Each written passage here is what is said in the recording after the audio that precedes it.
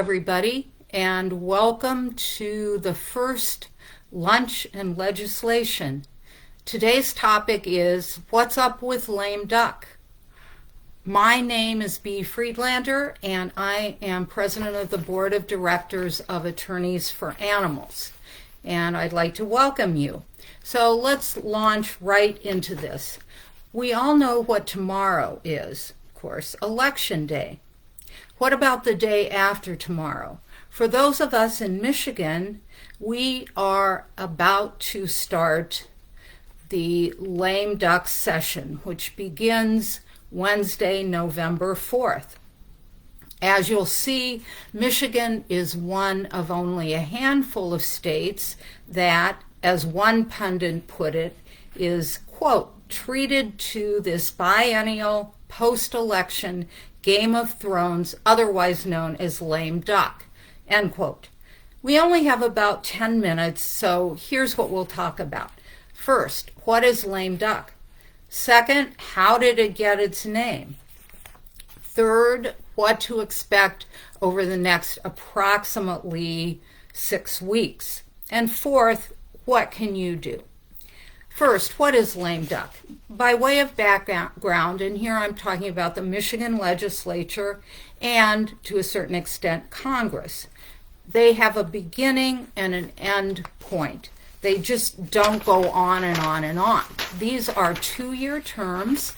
They begin in January of the odd-numbered years and continue until, well, that's kind of the point, and we'll talk about it in a minute.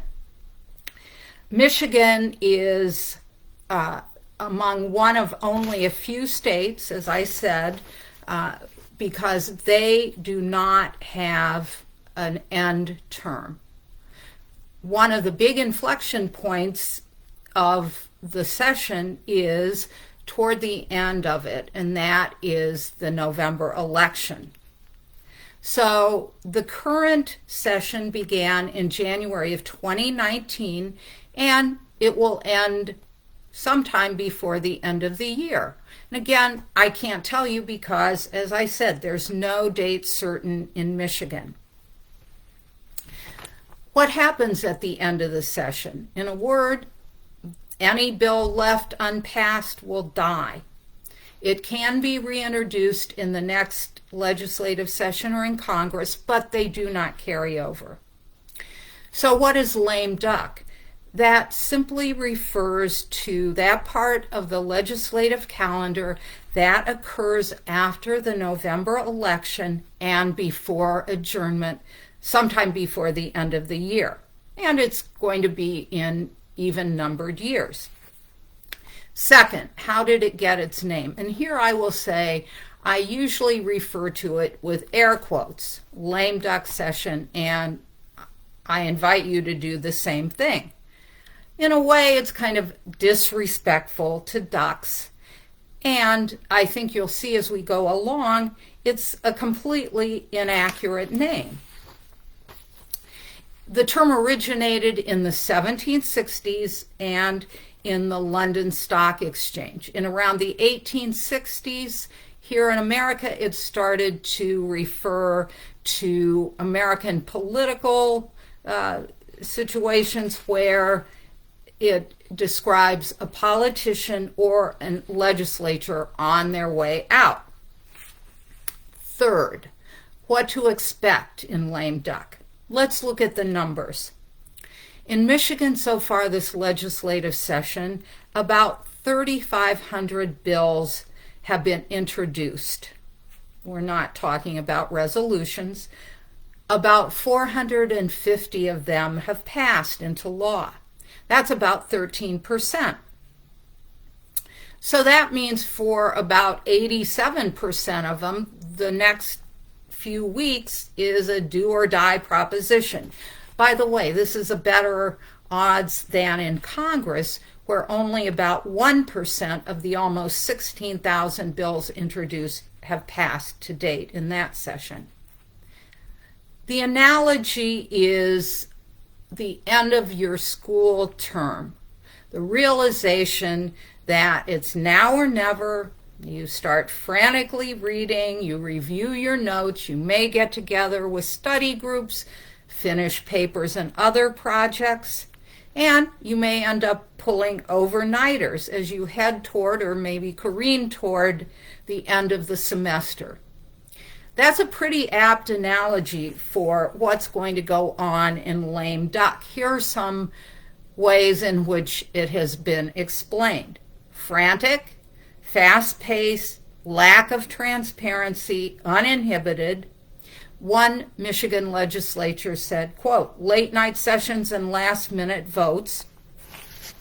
It's an opportunity, unfortunately, to cram through controversial legislation, and some would say it can be a power grab. I'm going to give you one example. It's from 2 years ago, and it was in December 1st of 2016, and it was introduced, Senate Bill 1187. It had to do with wolves. In less than 4 weeks, it was fully enacted into law. This was a bill that had to do with designating wolves as a game species, or who could, when they became delisted or not protected under the Endangered Species Act. Now, it passed against the will of the voters and with a provision, very undemocratic, that did not allow voters to do a referendum. It passed with suspension of rules and little or no opportunity for opponents to be heard. Fourth, what can you do? 2 things. First off, keep apprised of the legislation that is pending, both good or bad, animal-related bills that you want to see passed or that you want to prevent from happening. I will tell you that one good resource is Attorneys for Animals Legislative Tracker.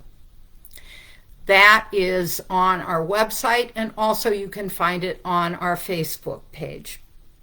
Second of all, be aware that your inbox may be inundated with alerts from Attorneys for Animals and other animal organizations telling you about important actions that are occurring with regard to these bills and what steps you need to take. So please open those emails and take those steps now that you know what lame duck is about. Now, finally, I'm going to wrap this up with a quote from a colleague, Richard Angelo, a Michigan attorney who works for Best Friends Animal Sanctuary. And he is familiar and works a lot with Michigan legislatures and legislatures around the country. And Richard says, quote, expect the unexpected and stay ready to react quickly until the very last minute of the session. Regular schedules are out the window and procedural rules are regularly waived. Sessions will be longer than usual, so be prepared for long, tiring days. In a previous session, I was in the Capitol until 3:15 a.m., end quote. So, in conclusion, lame duck, I think the better name, if we want to keep the animal reference, would be Roadrunner session. If you have questions, leave them in the chat or email us or put them in Facebook Messenger. And that's the end of our first lunch and legislation. We will see you at noon on Monday, December 7th. Meanwhile, stay safe and vote. Thank you.